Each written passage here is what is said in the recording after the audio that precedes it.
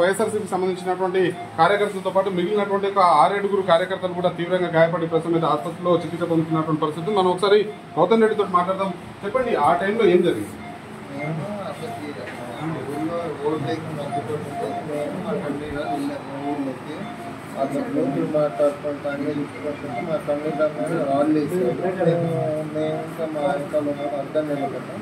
ఆ రాళ్ళు వచ్చి మా అమ్మాయిని 10 కావద్దాలు వాళ్ళకి ఈసారి ఎందుకు మీరు వస్తారు వచ్చిన తర్వాత నేను నీళ్ళతో బెదిరిస్తుంటా కర్రలు ఐరన్ రాళ్ళు కొట్టుకొని వచ్చేసి దగ్గర మొత్తం బ్రహ్మారెడ్డి చంద్రబాబు నాయుడు దగ్గర ఏమో చేపిస్తున్నాను. అంటే ఒక అభ్యర్థి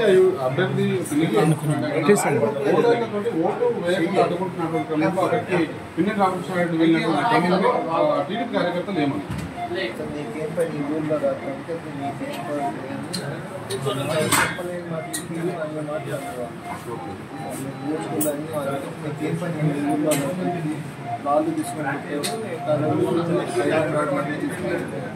అంటే ఇప్పుడు మీకు ఎక్కడెక్కడ జరుగుతుంది? తలపై తాకింది, భుజాలు తాకింది, కొంచెం చూసుకోవచ్చు. ప్రస్తుతం అయితే గాయపడేటువంటి